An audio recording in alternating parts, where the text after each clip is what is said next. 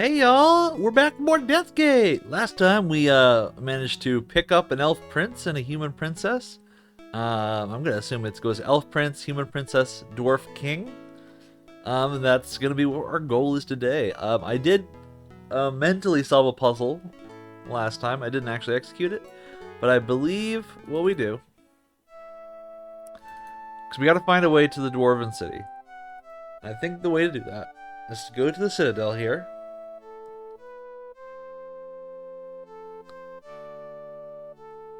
Pop in there.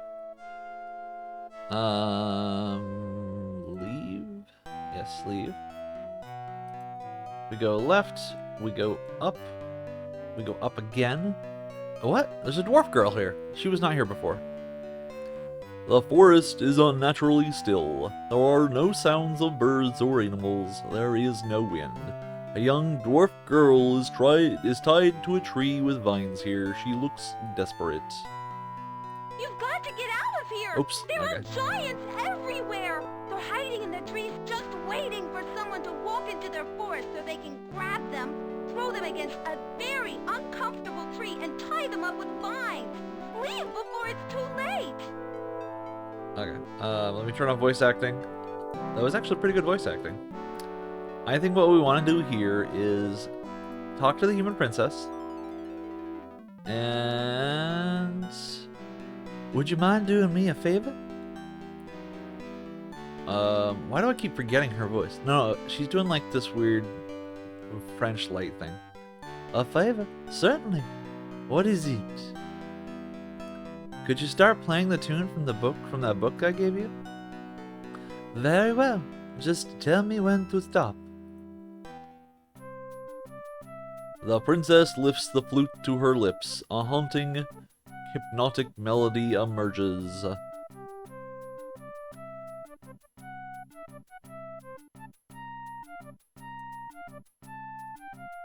You slip next to the struggling dwarf and pull out the garden shear. The princess's melody appears to keep the giants at bay while you saw through the dwarf's bindings. The vines fall away just as the princess coughs and stops playing the flute. The forest erupts with towering brutes, all racing towards you with murder in their eyeless faces. You grab the dwarf's hand and sprint off to the south. The crowded forest falls away, and when your party finally reaches the clearing, you notice that the giants have stopped following you.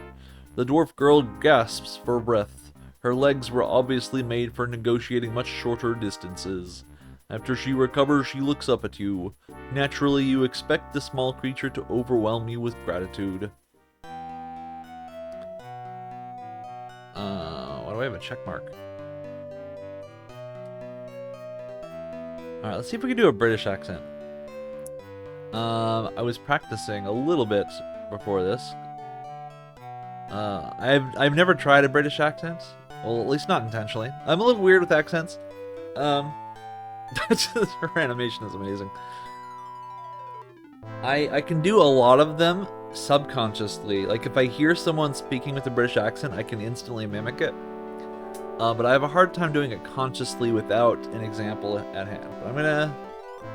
So let me just quickly listen to an example. Well, actually, let me just try it without, just see how well we do. Why did you... No. No, I need to hear a sample. Hold on, everyone. Do-do-do-do-do-do-do-do.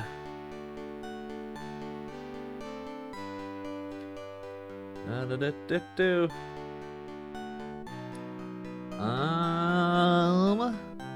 Just need to hear a sample. British accent, female.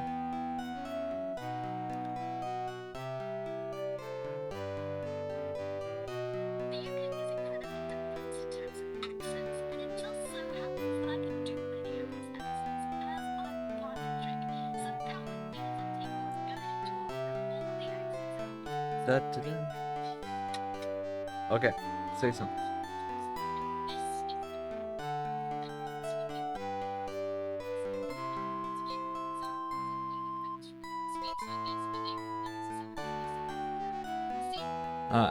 Why did you rescue me?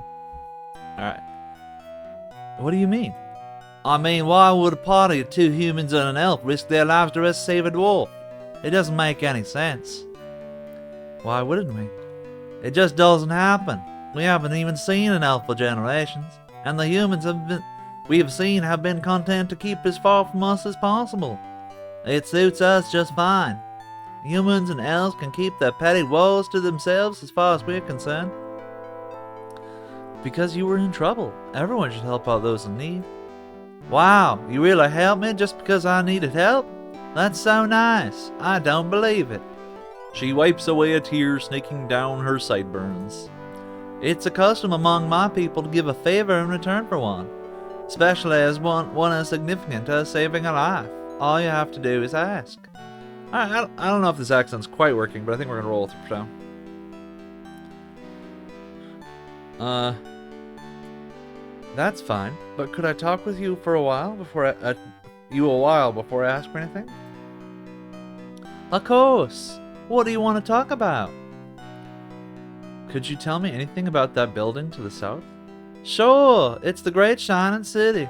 No one ever enters and no one ever leaves. Oh no, my accent's already slipping away. Alright.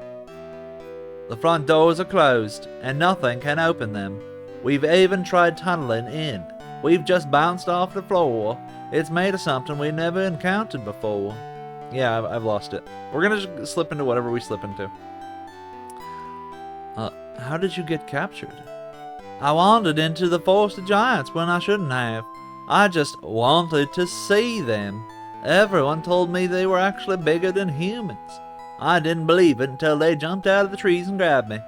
The giants don't bother anyone unless they go into their forest. They're pretty touchy about that. I'm just lucky they tied me up instead of stepping on me. I've shifted from vaguely British to from Mississippi. I'll keep practicing. I do need to branch out and get more female voices. This game in particular seems to have a lot of female characters. And a lot of characters in general, because this game is amazing. Just usually don't have to represent this many different voices at once. Tell me what you know about these giants. Many generations ago, my ancestors dug tunnels here. When they emerged from the ground to have a look around, they encountered the giants. Giants. They weren't friendly, and definitely not especially happy to meet us. Mayhem broke out. The dwarves weren't used to war, but they were quick studies. They forged weapons and battled the giants for years. I'm trying to vary it. Tell me the legend of these oh, there's still more. One day, the giants suddenly stopped fighting. They drew back into the forest and remained there. As long as we stayed out, they left us alone. We keep the store of weapons in a vault, though ready just in case the giants change their minds and attack. We also have an interesting legend about the giants. Tell me the legend of these giants. According to legend, the giants are the children of the Shining City. They lived inside it and were very happy, but they always wondered what lay outside the city's walls. One day they snuck out. The city discovered their mission and was furious that its children had left it. So as punishment, it took away their eyes and closed its doors, leaving them outside. The Shining City became dark in its sorrow. The giants moved into the forest nearby. They hoped that one day the city would reopen its doors and let them in. The only memory of their time inside was the gem that one of them had brought with them. They cherished that memory and guarded it jealously. I'm switching to going back to Carl Sagan. Okay. One day, the city's heart grew lonely. No, I've already done that voice. No.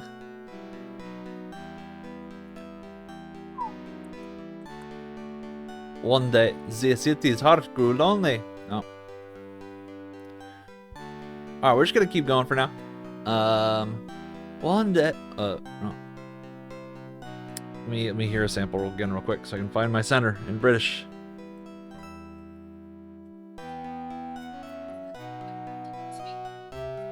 One day, the city's heart grew lonely. It decided to forgive its own children and invite them to return. So it began to shine again. If the giants had seen it, they would have rushed home, but the city had freaking their eyes, so they couldn't see the beckoning light. So they remained inside the forest, waiting for a call that came long ago, and the city waits for its children who never will return.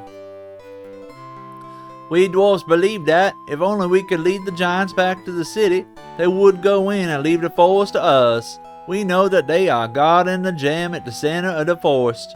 A few brave dwarves have entered the forest in hopes of stealing the gem and bringing it to the shining city. The giants would follow the gem, and when they came upon the city, it would open its doors to them and they would go back home. And it's so weird. Like, I hear the British accent and I can mimic it, and then I instantly start sliding towards a different one. What do you know about the gem? Supposedly, it's huge in crystal and has strange writings on it. Actually, it's not supposed to be all that valuable. Crystal's not worth much. You'd figure that something that God we fiercely would be worth more. Has anyone been able to take the gem? A long time ago, a dwarf named Lunkput the Swift ventured into the forest. Somehow he made it to the center, into a clearing, and there, lying on the ground, he discovered the gem. He grabbed it and bolted for the city. Well, the giants followed him, all right, but they caught him before he got anyone near the city. He tried hiding behind the trees and rocks and anything out of his sight, but the giants homed in on him as if he were a beacon. They took back their gem and squished poor Lunkput. Since then, no one's ever come back out of the forest once they went in. How far did you make it inside? Did you actually see the gem? No, I never got anyone near it. I didn't even mean to go as far as I did. One step inside the forest was enough for these big bullies. They grabbed me and tied me up. Didn't even say a word. Do they normally squash intruders? That's what the elders say, and no one's ever said differently. I thought maybe they were exaggerating just to keep us out of the forest, but maybe not. At least they only tied me up. Are you sure you didn't get stepped on? You're pretty short. One of these days, gravity's gonna realize that people shouldn't have legs that long. Then you'll be sorry. Enough about the giants. Do you know anything about a golden hammer? A golden hammer? I'm not so sure about that. Wait, I think there's a golden hammer in the weapons vault. A few years ago, there was a false alarm. We thought that the Titans were attacking, so the elders ordered that the vault be opened. Everyone took up weapons and headed towards the forest. At that point, we realized we had been tricked. Some child got his rear tanned, and everyone went to replace their weapons. I was one of the first in the vault, and I noticed a golden hammer shoved way in the back. No one had taken it. I looked at it to find out why. The weight was all wrong, and I determined that it was actually forged of gold. Can you believe it? A soft metal like gold? One strong blow and the whole thing would flatten. I don't understand why anyone would make such a useless weapon. Do you think you could get it for me? That could be my favor. I don't think so. The only time the vault is open is in response to an attack by the giants. They never make exceptions.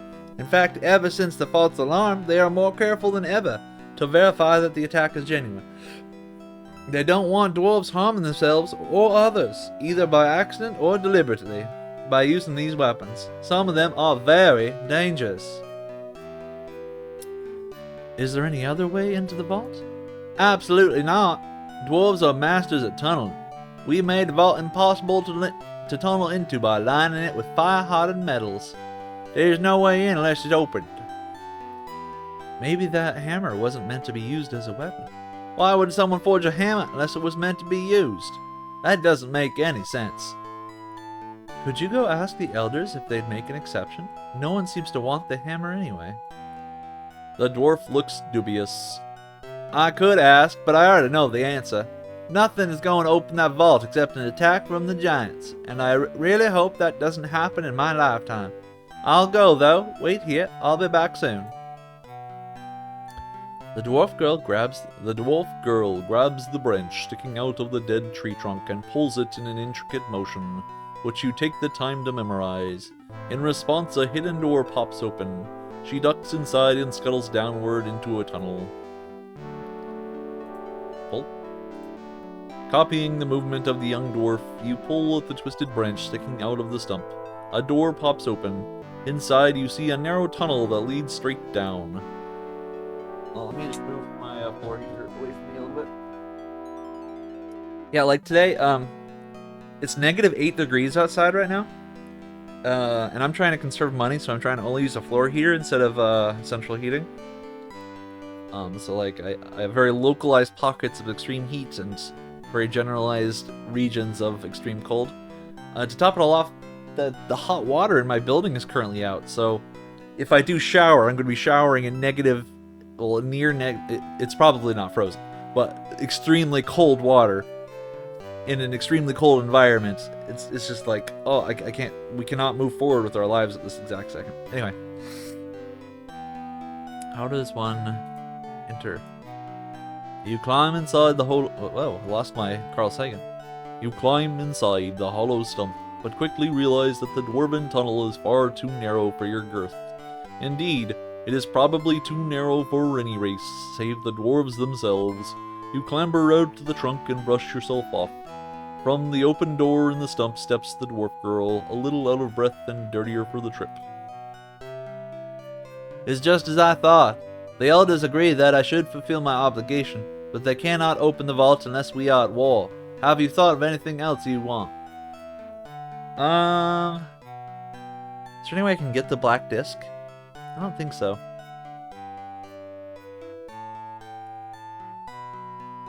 Could you take me to talk to them? Maybe I could convince the elders. You don't know the elders. We tend to be a fairly stubborn people, and the elders are about as stubborn as they come. Besides, I don't think you would be able to fit inside the tunnel. Being little comes in handy sometimes. Do the elders have any ideas? No, they're still getting over the idea that I owe a favor to a human. I don't know anything else. Perhaps we should talk a bit more. Where do you live? Why, right here. Well, under here, anyway.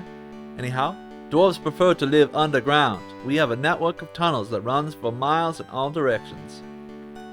Let me introduce you to my companions. The small dwarf greets your companions. The prince bows graciously. The dwarf looks a little reserved, perhaps wondering if he's making fun of her height. She says a few words, and the prince appears a little taken aback by the dwarf's gruff and direct comments. But they speak a bit more, and soon both are laughing and enjoying each other's company. The dwarf girl soon turns to the princess, and after initial pleasantries, the princess lapses into a coughing fit.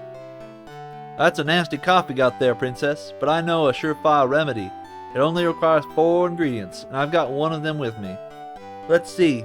You'll need some dead man's friend, the meat from a zuzu nut, the roots of a plis plant, and the dried herbs that I carry. Dead man's friend. What the heck is dead man's friend? It's a fungus, a toadstool that tends to grow under carrion, dead bodies. That's why it's known as dead man's friend. I have all of these things. I think this is a pink plant. They're not rare. You should be able to find them anywhere. The plants have pink flowers. If you see those, just pull up the whole plant. You should get the roots along with everything else.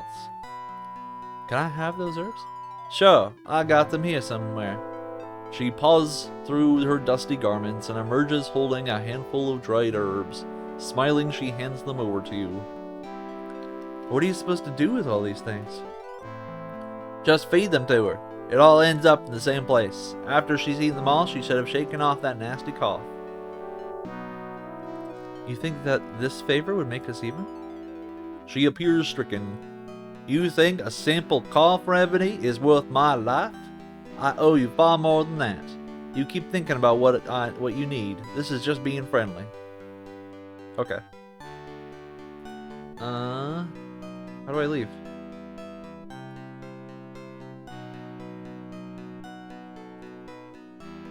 What? How do I...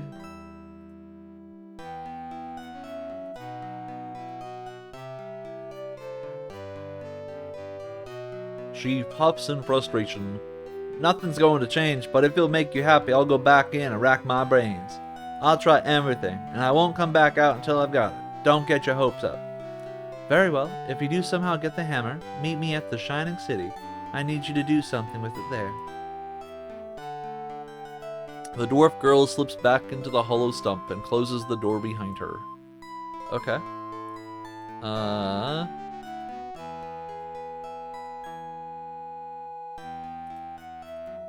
And then, herbs. The princess accepts the herbs and gobbles them down. After she finishes her snack, she looks up in surprise. She breathes deeply, but her lungs are clear. Her cough has disappeared. I didn't even know she had a cough until 10 seconds ago.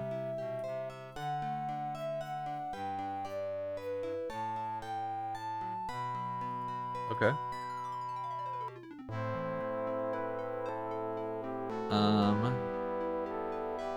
So we just gave up a bunch of our items. Alright. She's...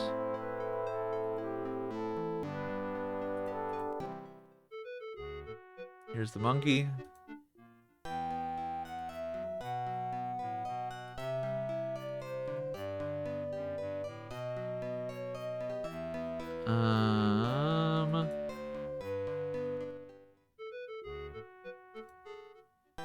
Just thinking, how do I trigger?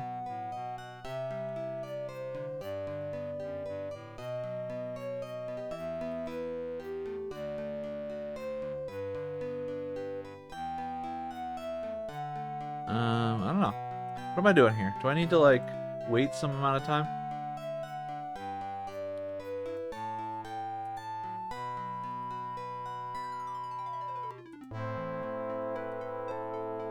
Maybe if I leave and go.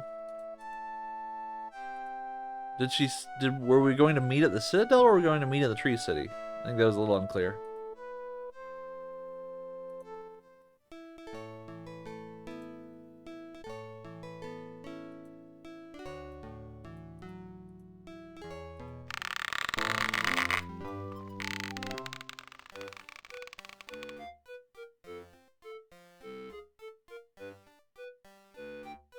Oh wait, my peeps are gone.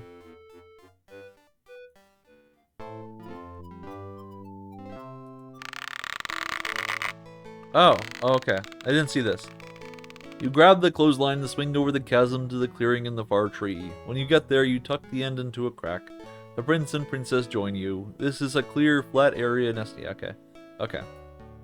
So they can't go with me over there for some reason.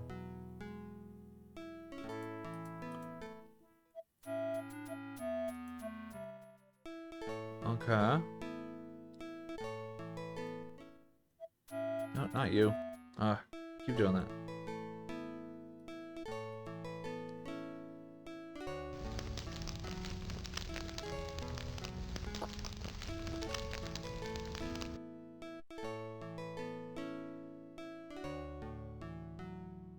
Yeah, I think we've solved all the puzzles here.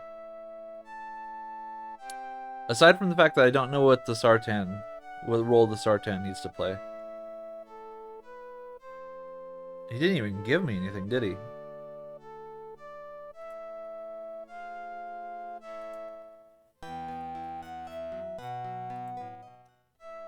Oh my god, I can never tell like which direction this represents. Why is going left go to the... Why did they pick these directions? There's the monkey. Where's the dwarf though?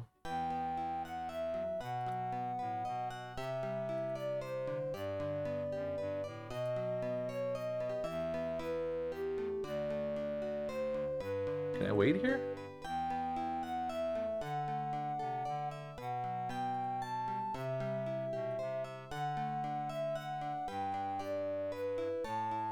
How long do I have to wait for?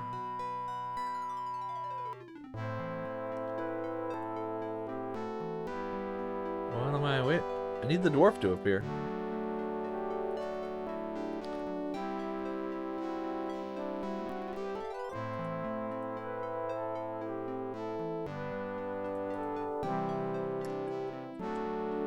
Oh wait, can I cast Identify on this?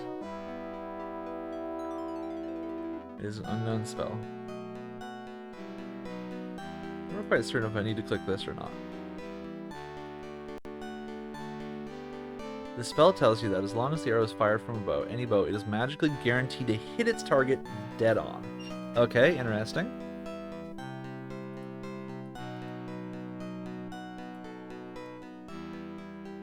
We've already done this. Could you scratch my back right here? A nasty gleam in her eye, she pulls out the golden sword. You decide against the back scratch. Tell me a little bit about your people. I thought you were human, but I guess you're not. Otherwise, my people would be at your people. We are nomadic. We live all over Priyan, following the game we hunt.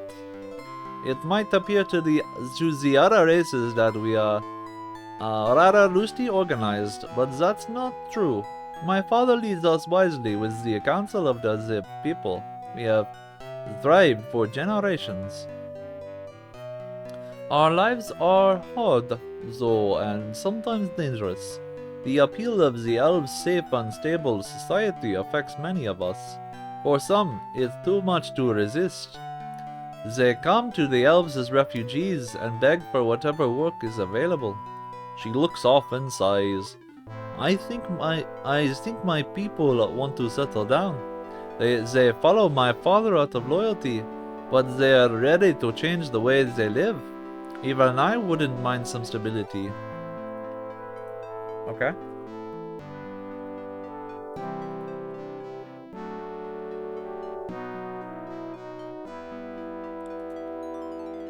Before we met, my friend, I'd never actually seen a dwarf, but my father has. As king, he's spoken with their representatives on a few occasions. They tend to keep to themselves most of the time. They stay carefully neutral in any conflicts we have with the humans, and they're incredibly stubborn. No amount of persuasion will make them take sides. All in all, we usually leave them alone, and they do the same. I've already done this. I'm not scrawny! Elves are just naturally thinner than humans, and I'm still kinda young. When I'm full grown, I'll be taller than you! Okay.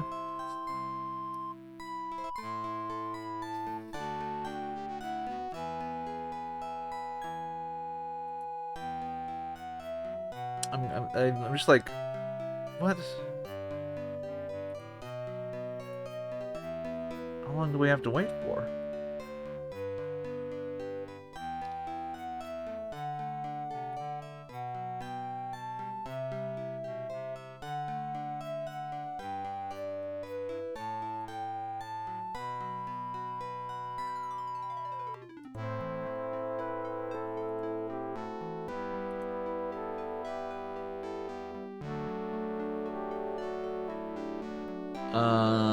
I mean, I feel like I've already solved the puzzle. We're just waiting for the dwarf to show up. Maybe we have to... How would we convince them that they're at war?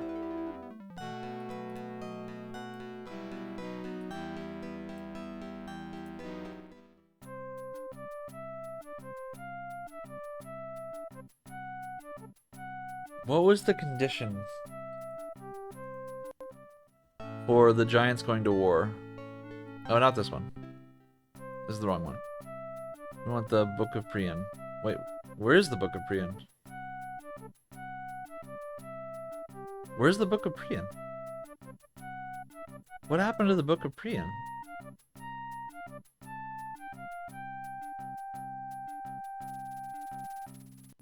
Is this the Book of Priyan? No, that's the Brotherhood book. No. That's the merchants thing. Yeah. This is, where is the Book of Priyan?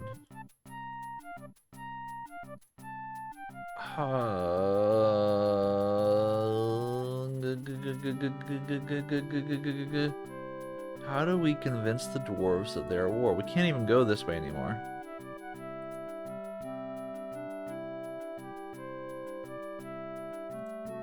Princess, listen. I can't place them in the stump. What's going on here?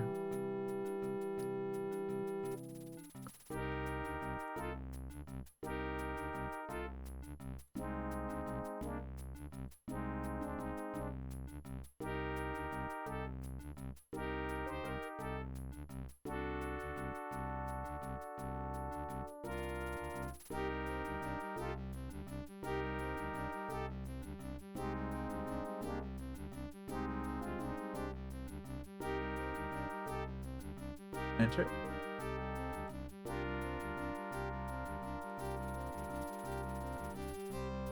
I am highly confused.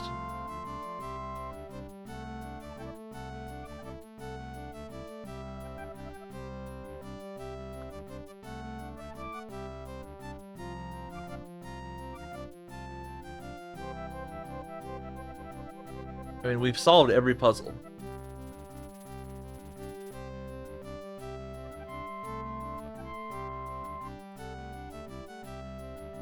Waiting does not appear to be the solution. Okay, what's going on? Dwarf said they'd be right back. Alright, let's take a break here. I'm not sure what's going on. I might Google to see if we're bugged or not. It feels like we're bugged. But let's take a quick break. See y'all in a bit.